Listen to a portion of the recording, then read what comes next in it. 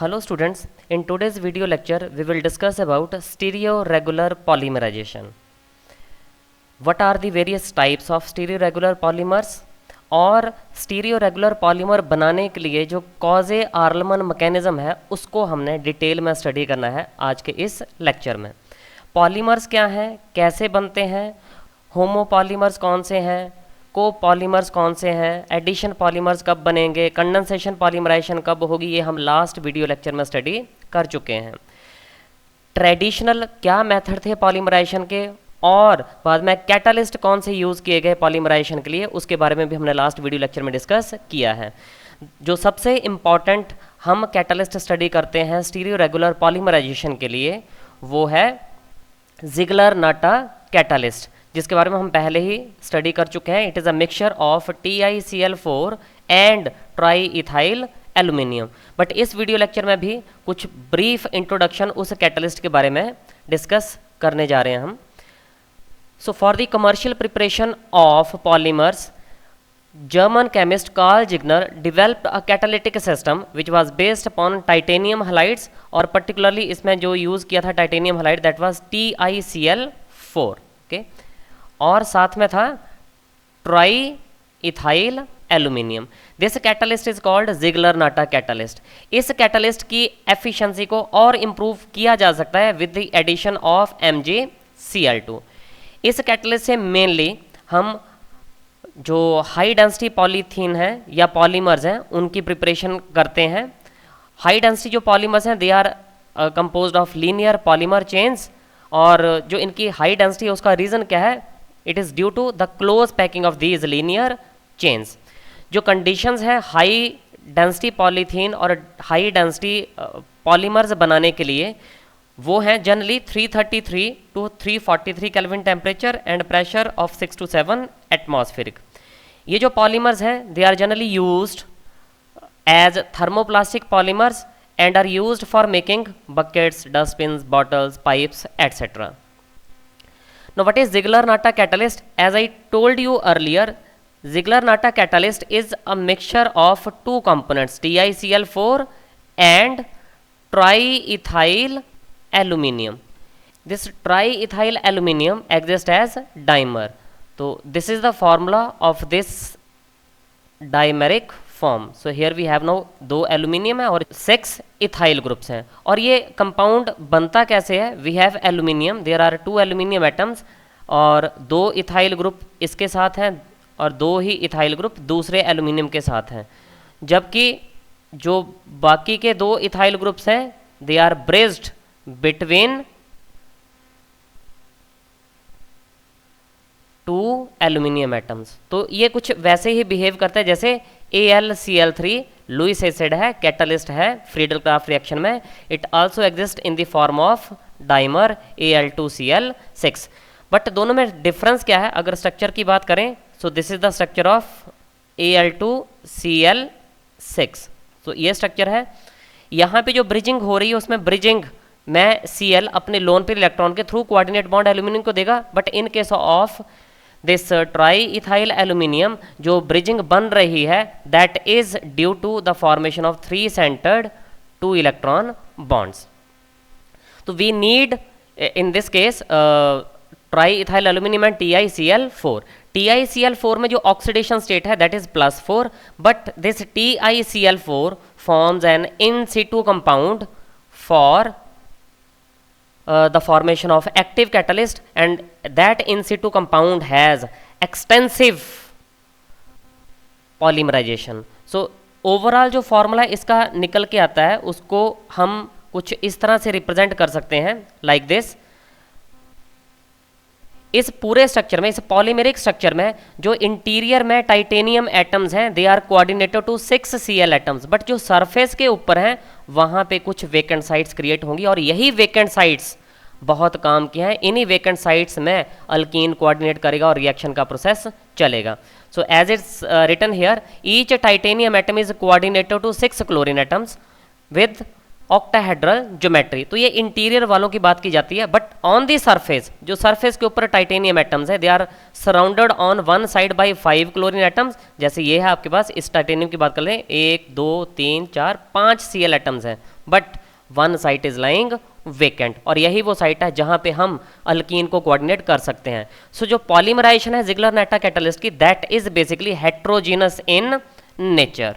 Okay, though there are many homogeneous catalytic procedures जो develop किए गए हैं इसको सिंथेसाइज करने के लिए, but most Ziegler Natta catalytic systems are heterogeneous in nature.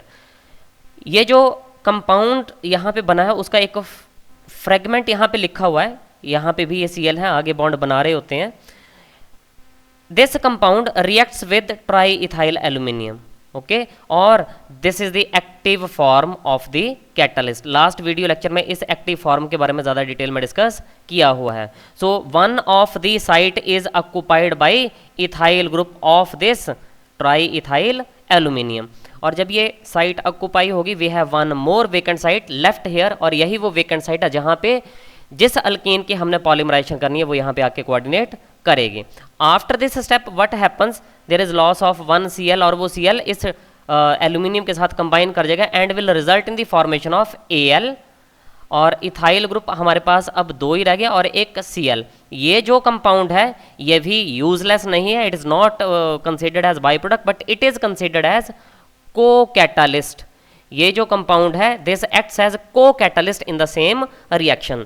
So this is the active form of the catalyst, जिसके बारे में हमने लास्ट वीडियो लेक्चर में भी डिटेल में डिस्कस किया हुआ है। तो जिसका कैटालिटिक साइकिल हम इसी एक्टिव फॉर्म से शुरू करेंगे। बट कैटालिटिक साइकिल से पहले हम पढ़ेंगे कि स्टीरियो रेगुलर पॉलीमर्स होते क्या हैं, कितनी टाइप्स हैं, क्या है इनका meaning. So stereo regular word हमें पता है कि regular arrangement, stereo stands for space. So जो ग्रुप्स हमारे पास यहाँ पे पॉलीमर्स के जो सब्सटेंट्स होंगे, साइड चेन्स होंगे, उनकी पोजीशन के बेस पे हमने पॉलीमर्स को कैटेगराइज करना है इनटू डिफरेंट कैटेगरीज। सो उसके पहले एक टर्म यहाँ पे आ रही है दैट इज कॉल्ड टेक्टिसिटी। टेक्टिसिटी क्या है? It is the orientation of the monomeric units in polymers, ठीक है, क्योंकि उन मोनोमेरिक यूनिट्स के ऊपर होंगे सब्सटेंट्स, और उन सब्सटेंट की पोजीशन स्पेस में क्या है वो डिसाइड करेगी कि ये किस टाइप का स्टीरियो रेगुलर पॉलीमर होगा। So this orientation of monomeric units means monomers in polymers takes place in orderly or a disorderly fashion with respect to the chain, main chain. The difference in configuration affects their physical properties, और टेक्टिसिटी के base पे जो polymers हैं उनको हम main 3 categories में categorise कर सकते हैं। The very first one is isotactic. Iso, what you know that iso means same. So यहाँ पे क्या होगा, जो फंक्शनल ग्रुप्स हैं या जो सब्सटेंट्स हैं they are on same side of the main chain, okay, like this. So यहाँ पे आप देख सकते हो ये पॉलीप्रोपाइलीन का स्ट्रक्चर यहाँ पे बनाया गया है, तो उसमें जो सारे मिथाइल ग्रुप हैं all are lying on same side, so this is refer to as आइसोटैक्टिक।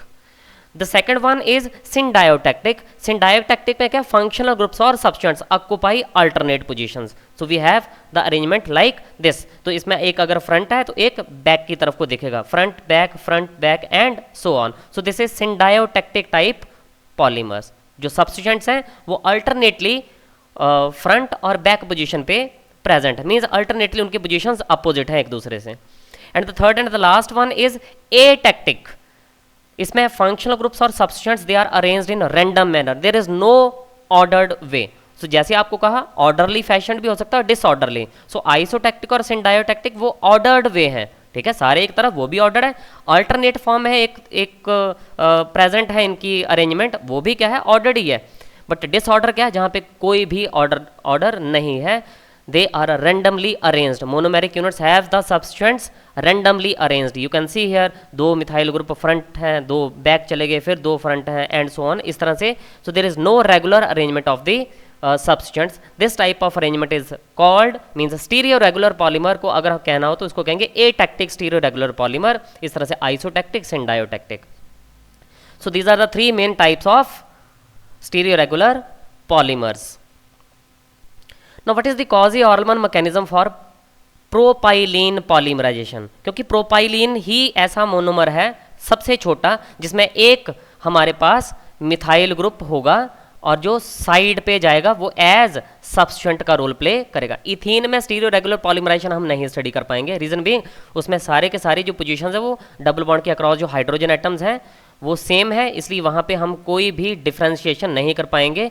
Last video lecture में हमने कॉजे-आल्मन मैकेनिज्म स्टडी किया हुआ है for the polymerisation of ethene, but वहाँ पे हमने स्टीरियो रेगुलर पॉलीमराइजेशन के बारे में डिस्कशन नहीं किया, और उसका रीज़न क्या था, वहाँ नहीं बनेंगे, ये वहीं बनेंगे जहाँ पर हमारे पास साइड चेन्स या फंक्शनल ग्रुप्स प्रेजेंट हैं, उसी केस में हम इनको स्टडी करेंगे। So this is the active form जो हमने लास्ट स्लाइड में अभी स्टडी की थी। This is the active form of the catalyst, और इस एक्टिव फॉर्म में सेंटर में टाइटेनियम है, एक इसके साथ इथाइल ग्रुप है, and one position is lying vacant here. यही वो वेकेंट पोजीशन है जहां पर क्या कोऑर्डिनेट कर पाएगा, जहां पर कोऑर्डिनेट करेगा प्रोपीन या प्रोपाइलीन, ठीक है। सो प्रोपाइलीन इस स्टेज में यहाँ पे इसके साथ कोऑर्डिनेट करता है, और कोऑर्डिनेट करने के बाद बनाएगा ये compound. So what is propylene? Propylene you can see here it is CH2 double bond CH, और इसके साथ है CH3। ओके, सो ये कोऑर्डिनेट कर गया वेकेंट साइड के ऊपर। After this coordination there is very important step, और उसमें क्या हो रहा है, you can see here titanium का बॉन्ड CH2 ग्रुप के साथ बनना शुरू हो जाएगा, और ये CH2 इस कार्बन के साथ बॉन्ड बनाना स्टार्ट कर देगी। So titanium will start forming bond with this one, और ये CH2 इसके साथ बॉन्ड बनाना शुरू कर देगी। एक 4 मेंबर्ड ट्रांजिशन स्टेट टाइप बन जाएगी। ये जो डबल बॉन्ड है ये वीक हो जाएगा सिंगल बॉन्ड की तरफ, ये बॉन्ड भी टूटना शुरू हो जाएगा। You can C in the third compound जो यहाँ पे बना, if this is the first one, ये सेकंड है और ये थर्ड कंपाउंड है। ओके, तो हमारे पास यहाँ पे एक 4 मेंबर ट्रांजिशन स्टेट बन रही है, जो फाइनली नेक्स्ट फॉर्म में कन्वर्ट हो जाएगी, जिसमें क्या हो रहा है, we are having the cleavage of this bond. ये जो टाइटेनियम का CH2 के साथ बॉन्ड था, ये बॉन्ड क्लीव हो जाएगा। ये ओरिजिनली वो इथाइल ग्रुप यहाँ से सेपरेट हुआ जो बेसिकली ट्राई इथाइल एल्यूमिनियम से आया था, ये बॉन्ड टूट गया और ये बॉन्ड बन जाएगा। So you can see here we have CH2, this is CH2, CH2 के बाद आएगा कार्बन, कार्बन साथ H और methyl, you can see here carbon, carbon साथ H और मिथाइल ग्रुप है, और उसके बाद है CH2 CH3। So this is CH2 and CH3, but ये जो CH2 CH3 ग्रुप है ये ट्राई इथाइल एल्यूमिनियम का यहाँ पे कोऑर्डिनेट हुआ था, वो यहाँ से डिटैच हो गया। ओके, और ये जो प्रोसेस है इसको हम कह सकते हैं जैसे इथाइल ग्रुप माइग्रेशन। सो ये जो कंपाउंड यहाँ पे बन रहा है ये कैसे बना, it is due two ethyl, क्योंकि CH2 और CH3 ग्रुप है, इथाइल ग्रुप है, तो जनरलाइज्ड वे में इसको कहते हैं alkyl group migration. Okay, alkyne insert नहीं होती है, क्या हो रहा है, अल्काइल ग्रुप माइग्रेट कर रहा है, और एक मेटल के साथ जो कंपाउंड है वो दूसरे एंड के ऊपर बन जाएगा। पहले इस CH2 के साथ था, अब इस CH2 के साथ इसका बॉन्ड बन जाएगा। सो ये था हमारे पास 4th कंपाउंड, और जब ये इथाइल ग्रुप माइग्रेट कर गया तो उस जहाँ से वो माइग्रेट कर रहा है वहाँ पे क्या क्रिएट हो जाएगी, एक वेकेंट साइट। अब इसी वेकेंट साइट के ऊपर नेक्स्ट प्रोपीन या प्रोपाइलिन मॉलिक्यूल कोऑर्डिनेट कर जाएगा। ठीक है, इसी स्टेज के ऊपर अब नेक्स्ट प्रोपीन या प्रोपाइलिन मॉलिक्यूल कोऑर्डिनेट कर जाएगा। देखो कर गया कोऑर्डिनेट यहाँ पे। ठीक है, सो ये बना 5th compound which is basically now alkyne coordinated complex. So overall अगर प्रोसेस को चेक किया जाए तो हमारे पास 2 ही स्टेप्स रिपीट हो रहे हैं। फर्स्ट स्टेप क्या है, अल्कीन कोऑर्डिनेशन, और जो सेकंड स्टेप है वह alkyl group migration. Alkyne coordinate करेगी वेकेंट साइट के ऊपर, ओके, वेकेंट साइट ऑक्यूपाई हो जाएगी, फिर अल्काइल ग्रुप माइग्रेट करेगा, तो जहां से अल्काइल माइग्रेट करेगा वो वेकेंट साइट बन जाएगी, फिर वहां पे अल्कीन कोऑर्डिनेट कर जाएगी, फिर वैसे ही एक हमारे पास ट्रांजिशन स्टेट बनेगी, और finally in that transition state we will get compound like this. तो अब आप देख सकते हो यहाँ पे in this case what is happening, ये अल्कीन कोऑर्डिनेट कर गई थी, अब मेटल इसके साथ बॉन्ड बनाना शुरू कर देगा और ये वाला कार्बन इधर बॉन्ड बनाना शुरू कर देगा। तो अल्टीमेटली अब दोबारा जब ये बॉन्ड यहाँ से क्लीव होगा तो कहाँ से क्लीव होगा, इस पोजीशन से, मतलब जहाँ पे अल्कीन कोऑर्डिनेट कर रही है वो वाली साइट पे नया बॉन्ड बनेगा और दूसरी तरफ से CH2 का बॉन्ड क्लीव हो जाएगा। यहाँ पे भी आप देख सकते हो, यहाँ अल्कीन कोऑर्डिनेट कर रही थी तो ये बॉन्ड बन गया, ये वाला क्लीव हो गया। ओके, उसके अगले स्टेप में यहाँ अल्कीन कोऑर्डिनेट की तो ये वाला बॉन्ड बन जाएगा और ये बॉन्ड क्लीव कर जाएगा। तो क्लीव करने के बाद बना क्या, you can see here titanium, this is titanium, titanium के बाद आया CH2, this is CH2, CH2 के बाद आया कार्बन CH3H, देखो कार्बन CH3H, और उसके बाद वी हैव, क्योंकि ये यहाँ कोऑर्डिनेट करा, फिर CH2 ग्रुप आया हमारे पास, you can see this is CH2, CH2 के बाद फिर carbon H and CH3, carbon H and CH3, और ये लास्ट वाला जो इथाइल ग्रुप था वो आ गया। और इस तरह से ये प्रोसेस विल कंटिन्यू। अगेन इस साइड के ऊपर अल्कीन कोऑर्डिनेट कर जाएगा और ये स्टेप आगे से आगे चलते जाएंगे रिपीटेडली। सो दो चीजें आपको बताई, मेन स्टेप कौन कौन से थे। First is alkyne coordination and the second one is alkyl group migration. और इंटरमीडिएट्स यहाँ पे बन रहे हैं वो 4 मेंबर्ड ट्रांजिशन स्टेट्स बन रही हैं, जिसमें एक ट्रांजिशन मेटल है यहाँ पे टाइटेनियम, वो आएगी जो अल्कीन कोऑर्डिनेट कर रही है, उसका CS2 आएगा, एक ऑलरेडी जो CS2 ग्रुप जुड़ा हुआ था वो आएगा। ठीक है, तो इस तरह से ये साइकिल रिपीटेडली चलता जाएगा। Now in this case this is the compound जिसके बारे में बात की, इसमें आगे फिर अल्कीन कोऑर्डिनेट करेगी और अल्कीन कोऑर्डिनेट करने के बाद एंड सो ऑन, सो ये चेन आगे से आगे ग्रो करती जाएगी। ठीक है, तो यहाँ पे n नंबर ऑफ यूनिट्स मैं यहाँ पे लिख देता हूँ, CH2 CH CH3, तो ये रिपीटेडली जुड़ती जाएंगी और चेन लंबी होती जाएगी। यहाँ पे जो पॉलीमर मैंने यहाँ पे शो किया है दैट पॉलीमर इज आइसोटेक्टिक, क्योंकि सारे मिथाइल ग्रुप एक ही तरफ को यहाँ पे ओरिएंटेड हैं। Okay, so this is the main mechanism जिसको हम कॉजे-आर्लमन मैकेनिज्म का नाम देते हैं, जो बेस्ड है 2 स्टेप्स के ऊपर, पहला अल्कीन कोऑर्डिनेशन और दूसरा अल्काइल ग्रुप माइग्रेशन। और अल्काइल ग्रुप माइग्रेशन में there is formation of a 4 membered transition state, जिसमें पुराना बॉन्ड जो है, अगर जैसे यहाँ पे आपको एक्सप्लेन करो, अगर यहाँ पे अल्कीन अब कोऑर्डिनेट करती है नेक्स्ट वाली, ठीक है, तो ये नया बॉन्ड बन जाएगा, ये वाला टूट जाएगा, तो एक और अल्कीन कोऑर्डिनेट करके अगले केस में यहाँ पे वेकेंट साइड क्रिएट होगी, वहाँ अल्कीन कोऑर्डिनेट कर जाएगी, ठीक है, तो वहाँ बॉन्ड बन जाएगा और दूसरी तरफ हमारे पास वेकेंट साइड क्रिएट हो जाएगी एंड सो ऑन। सो इस तरह से ये पूरे का पूरा प्रोसेस मूव करता जाएगा। So this was n number of units यहाँ पे जोड़ दिए और हमारे पास बन गया एक फुल फ्लेज्ड पॉलीमर चेन। अब ये चेन तो जुड़ी हुई है मेटल के साथ, ओके, यहाँ से ये निकलेगी कैसे, तो that is because of beta elimination. So beta elimination generally क्या करती है, it stops the process of polymerisation.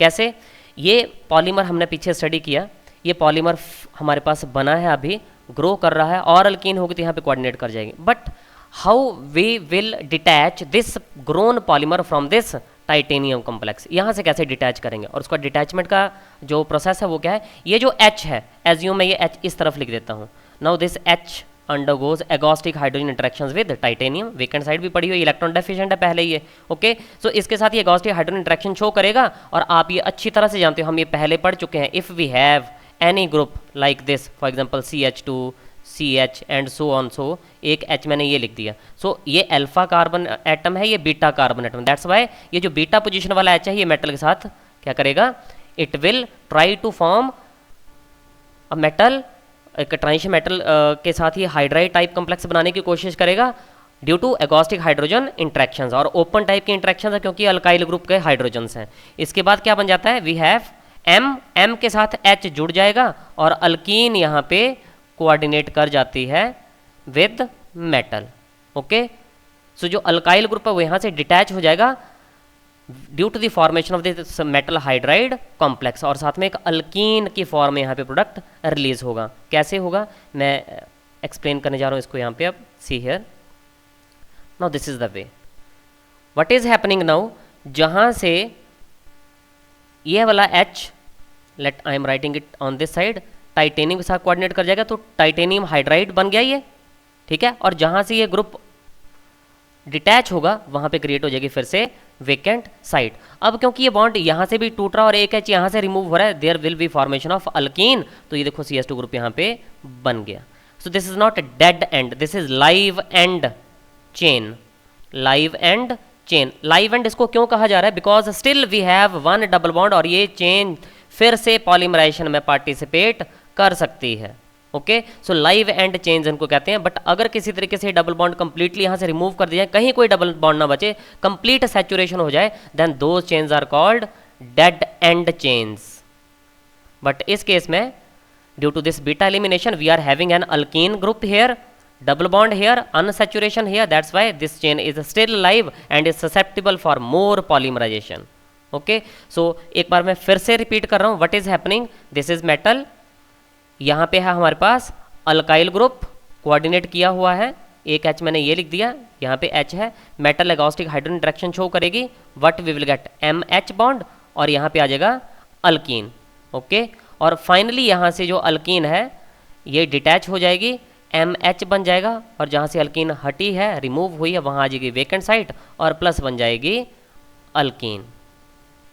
Okay, सो इस केस में तो मैं ये जनरलाइज करके इथीन के फॉर्म में आपको एक्सप्लेन कर दिया, इथाइल ग्रुप जोड़ दिया, बट पॉलीमर चेन में भी सेम मैकेनिज्म हमारे पास चलता है और we will get this polymer. So यहाँ तो ये इथीन है, but we will get this polymer in this case. So this is all about for Cossee Arlman mechanism. In last video lecture हमने ये मैकेनिज्म यूज़ किया ethene की polymerization के लिए, बट इन दिस मैकेनिज्म आज का जो लेक्चर है इसमें हमने प्रोपाइलिन पढ़ा, और क्योंकि प्रोपाइलिन में मिथाइल ग्रुप्स प्रेजेंट हैं substituents, they will show some stereo regular type polymerization, क्योंकि इन मिथाइल ग्रुप की पोजीशन ही डिसाइड करेगी कि पॉलीमर कौन सा बनेगा। अगर ये मिथाइल ग्रुप सारे एक तरफ को होंगे देन वी विल हैव आइसोटैक्टिक, अगर अल्टरनेट पोजीशन पे होंगे सिंडायोटैक्टिक, और अगर रैंडम डिस्ट्रीब्यूशन होगी इन मिथाइल ग्रुप्स की in space then we will have atactic type stereo regular polymers.